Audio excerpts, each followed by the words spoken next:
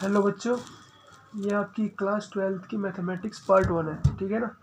तो जो इसका पहला चैप्टर है रिलेशन एंड फंक्शंस, आइए थोड़ा उसके बारे में डिस्कस कर लेते हैं। रिलेशन एंड फंक्शंस, तो जो आपकी एनसीईआरटी की एक्सरसाइज 1.1 है ना, तो उसमें पहले जो एक्सरसाइज है वो रिलेशन से रिलेटेड है। जितने क्वेश्चन है आपके रिलेशन से है। तो सबसे पहले बात कर लेते हैं रिलेशन क्या होता है। रिलेशन इंग्लिश लैंग्वेज से ड्राइव किया गया वर्ड, जहाँ पे इसका मतलब होता है टू ऑब्जेक्ट्स और क्वांटिटी के बीच में रिलेशन। समझ रहे हो?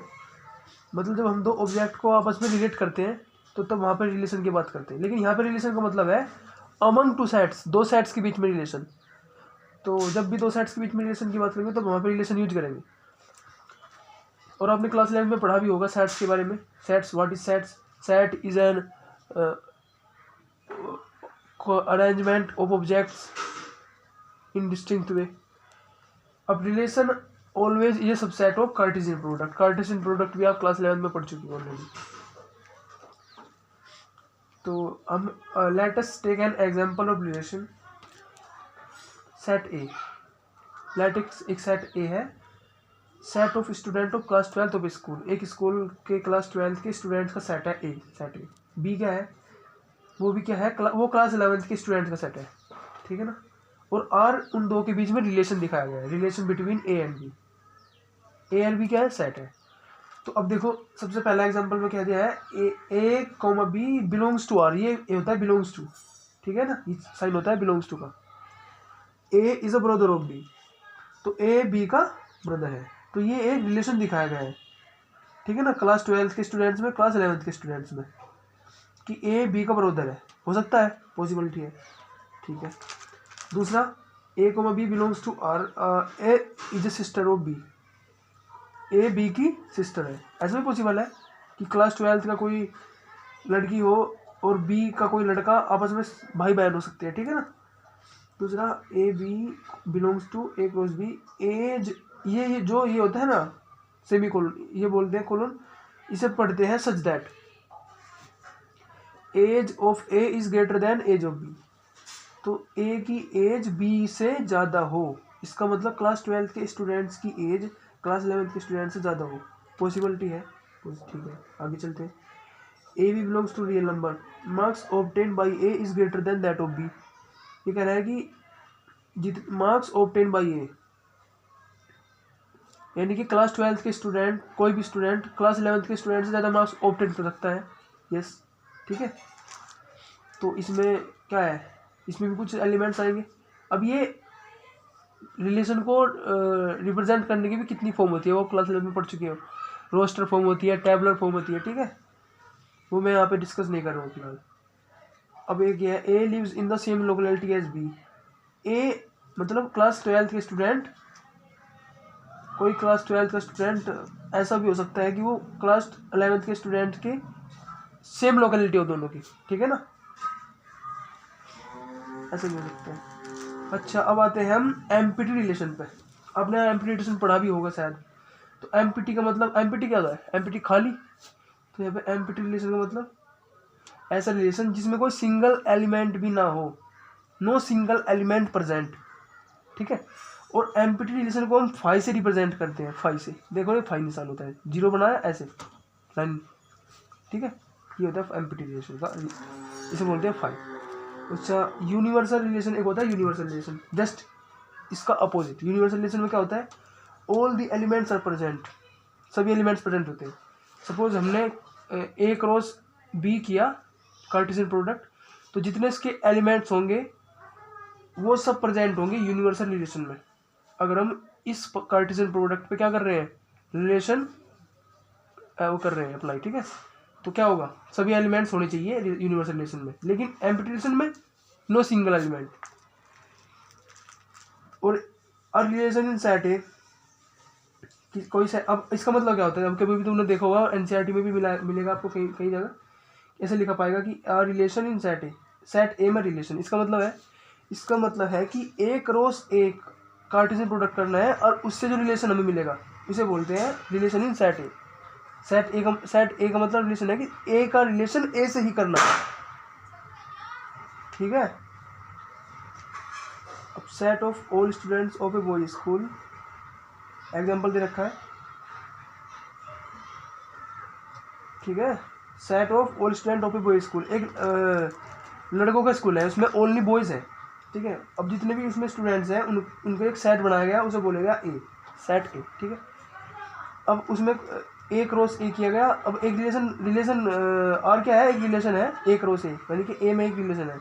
अब देखो R equal to A sister of B, A is sister of B, ये पॉसिबिलिटी है क्या? नहीं हो सकता ना कि उसी स्कूल में कोई ए बी की सिस्टर हो, क्योंकि ये तो बॉयज स्कूल है। इसका मतलब इसमें कोई भी एलिमेंट एग्जिस्ट नहीं करेगा। इसका मतलब हम बोल सकते हैं कि ये एक एम्प्टी रिलेशन है। समझ में आएगा? एम्प्टी का मतलब खाली, कुछ नहीं होगा। Difference between heights of A and B is less than 3 metre. दूसरे में दिया है कि ए और बी की जो हाइट्स है वो डिफरेंस, उनके बीच में डिफरेंस जो होगा वो 3 मीटर से कम हो। आपको पता 3 मीटर बहुत होता है, और ये जनरली तो कॉमन सेंस की बात है ना कि दो स्टूडेंट्स के बीच में हमेशा 3 मीटर से कम हाइट का डिफरेंस हो। ये तो 100% सब में ट्रू होगा, तो ये सभी स्टूडेंट के लिए ट्रू होगा, तो इसमें सभी एलिमेंट एग्जिस्ट करेंगे, ठीक है ना। इसका मतलब ये एक यूनिवर्सल सेट है, ठीक है। तो अब मैंने दिया ना एक ये यूनिवर्सल सेट का उदाहरण दिया है, यूनिवर्सल रिलेशन, ठीक है ना, यूनिवर्सल रिलेशन है। तो जो यूनिवर्सल रिलेशन बनेगा उसमें जो एलिमेंट्स आएंगे वो यूनिवर्सल सेट होंगे, ये सेट बोल सकते हैं यूनिवर्सल। आगे चलते हैं।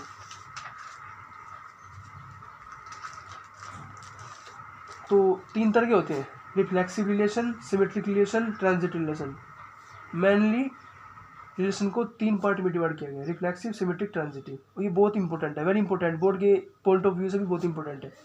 तो रिफ्लेक्सिव रिलेशन क्या होता है? सबसे पहले बात करते हैं रिफ्लेक्सिव की। रिफ्लेक्सिव का अपने ग्रामर में पढ़ा होगा, इंग्लिश ग्रामर में। रिफ्लेक्सिव का मतलब निजवाचक, मतलब खुद से। रिफ्लेक्सिव का मतलब खुद से, सेल्फ। तो ऐसा रिलेशन जो खुद से ही हो। कैसे? जैसे मैं बोलूँ 1,1, 2,2, 3,3 ऐसे, ठीक है, समझ रहे हो? मतलब खुद का खुद से रिलेशन रिफ्लेक्सिव रिलेशन वो होता है। सिमेट्रिक होता है, सिमेट्रिक मतलब सिमेट्री हो जिसमें, जैसे अगर उसमें इस रिलेशन में 1,2 है तो 2,1 भी कंपलसरी है, होना चाहिए। अगर 3,2 है तो 2,3 भी होना चाहिए, ठीक है ना। ये होता है सिमेट्री। और ट्रांजिटिव क्या होता है? ट्रांजिटिव होता है अगर ए कोमा बी है और बी कोमा सी है, देन ए कोमा सी भी होना चाहिए। समझ में आ रहा है? ये इंपॉर्टेंट है थोड़ा समझना कि अगर ए कोमा बी उस रिलेशन में है और बी कोमा सी भी है, देन बी ए कोमा सी भी कंपलसरी है। अगर ऐसा है हर एक एलिमेंट के लिए उसमें रिलेशन में पॉसिबल है, तब हम बोल सकते हैं कि वो एक ट्रांजिटिव रिलेशन है, ठीक है ना। अब एक बहुत ही इंपॉर्टेंट टर्म मिलेगा आपको, इक्विवेलेंस रिलेशन। ये भी एक अच्छा क्या बोल सकते हैं, इंपॉर्टेंट है, बहुत इंपॉर्टेंट है, ये आता है बोर्ड्स में आता है बहुत। तो इक्विवेलेंस रिलेशन क्या होता है? इक्विवेलेंस रिलेशन वो रिलेशन जो रिफ्लेक्सिव भी हो, सिमेट्रिक भी हो, ट्रांजिटिव भी हो, तीनों, ठीक है ना। तो मैंने 2-3 एग्जांपल लिए यहाँ पे, ठीक है। देखो, let T be the set of all triangles in a plane with relation R in T given by. अब देखो एक सेट दिया है टी, उसमें क्या है, उसमें सभी ट्रायंगल्स है, इनके वो ट्रायंगल्स का सेट है, और एक रिलेशन दिया है उसमें आर। अब वो किस तरह से है, R is equal to T1 T2 such that T1 is congruent to T2, यानी कि एक ट्रायंगल दूसरे को कॉन्ग्रुएंट हो। अब पॉसिबिलिटी है क्या? अब देखो कोई ट्रायंगल मैंने लिया, खुद का एक ट्रायंगल ये ऐसे लिया, ठीक है। अब ये ट्रायंगल खुद तो कॉन्ग्रुएंट होगा ही होगा, सिंपल सी बात है, तो रिफ्लेक्सिव तो होगा ही, ठीक है। रिफ्लेक्सिव का मतलब तो खुद से ही हो, रिफ्लेक्सिव। दूसरी बात, अगर कोई ट्रायंगल दूसरे ट्रायंगल के कॉन्ग्रुएंट हो, ये ट्रायंगल 1 है, ट्रायंगल 2 है, ये इसकी क्या है, कॉन्ग्रुएंट है, ठीक है। तो सिंपल सी बात ये है कि ट्रायंगल 2 भी कॉन्ग्रुएंट होगा किसके, ट्रायंगल 1 के।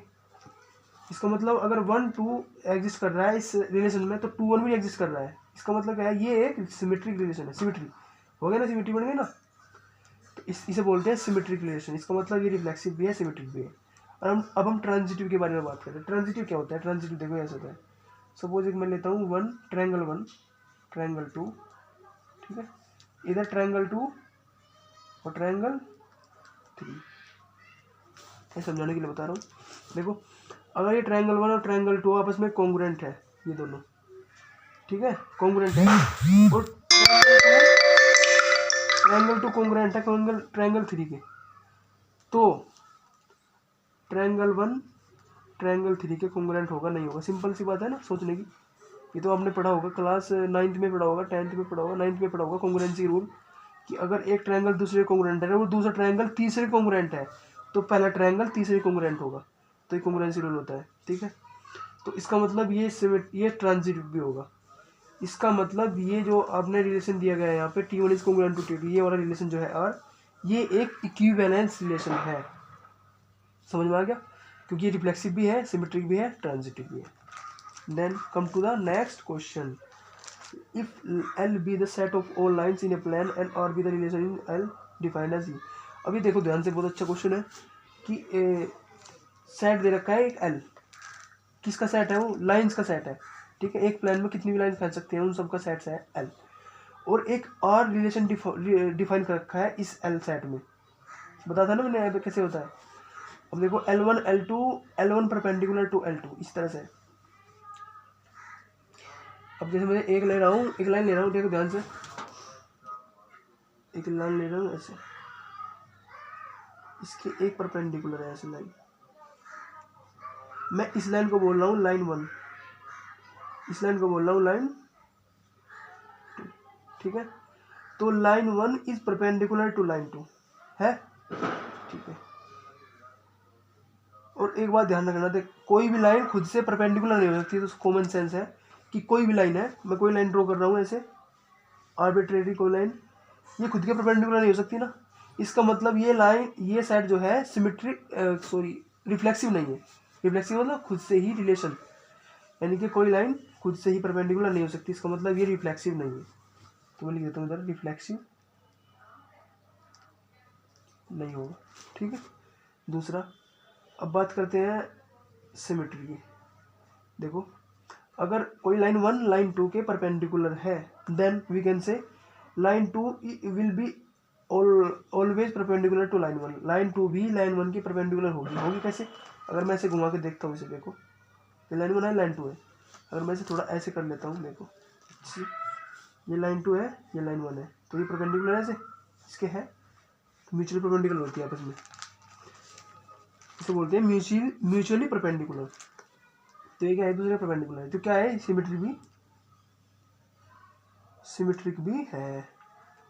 अब ट्रांजिटिव की बात करते हैं। ट्रांजिटिव कैसे चेक करेंगे, ट्रांजिटिव ऐसे चेक करेंगे, देखो अगर एक लाइन ऐसे, लाइन 1 इसे बोल देता हूँ लाइन 1, इसे बोल देता हूँ लाइन 2, ठीक है, और एक लाइन इधर होगी लाइन 3, तो अगर line 2 is perpendicular to line 1 है, ठीक है, और line 1 is perpendicular to line 2, और line 1 is perpendicular to line 3, ये है, लेकिन ये आपस में परपेंडिकुलर नहीं है ना, तो इसका मतलब ये ट्रांजिटिव नहीं होगा। ये आपस में पैरेलल दिख रहा है ना, ये पैरेलल है, देखो ऐसे मैं ऐसे एक्सटेंड कर देता हूँ लाइन को, तो ये आपस में पैरेलल हो गई, ट्रांजिटिव, इसका मतलब ये रिलेशन ट्रांजिटिव नहीं है, ठीक है, okay. Now come to the next question, बहुत अच्छा, ये इंपॉर्टेंट क्वेश्चन है, बहुत बार पूछ लेते हैं एग्जाम में। ये रिलेशन दिया गया है 1, 1, 2, 2, 3, 3, 1, 2, 2, 3, और कि ये ओन सेट किस सेट को दिया है, ये दिया है सेट 1, 2, 3, इसके अंदर जो एलिमेंट्स है वो है 1, 2, 3, तो 3 एलिमेंट्स है 1, 2, 3। अब बहुत ही इंपॉर्टेंट चीज़ें ध्यान देना कि अगर हम रिफ्लेक्सिव की बात करते हैं, तो रिफ्लेक्सिव में क्या होना चाहिए, रिफ्लेक्सिव में इसमें हर एक एलिमेंट्स की जो वो होती है इमेज, वो खुद से होनी चाहिए, समझ रहे हैं रिफ्लेक्सिव।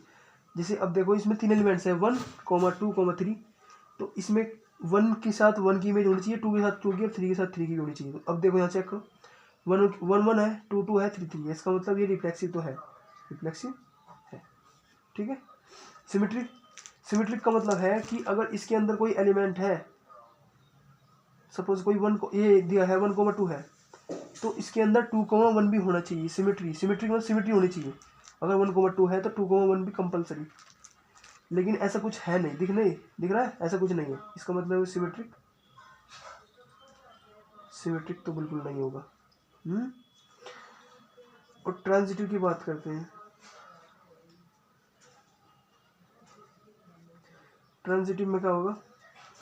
ट्रांजिटिव में ऐसा होता है कि अगर 1,2 है और 2,3 है तो 1,3 भी होना चाहिए। यहाँ पे चेक कर लेते हैं, अगर एक भी एलिमेंट सेटिस्फाई नहीं कर रहा है इसका मतलब ये ट्रांजिटिव नहीं होगा। देखो 1,2 है और 2,3 है तो इसका मतलब ये इससे दिख रहा है ये, तो 1,3 भी होना चाहिए। 1,3 होना चाहिए, 1,3 ऐसा है नहीं, इसका मतलब ये नहीं होगा। सिंपल, समझ में आ गया? ठीक है, तो अभी के लिए इतना ही। उसके बाद मैं आपको ये एनसीईआरटी की जो आपकी एक्सरसाइज 1.1 है इसे सोल्व कराऊंगा अगले लेक्चर में, ठीक है ना।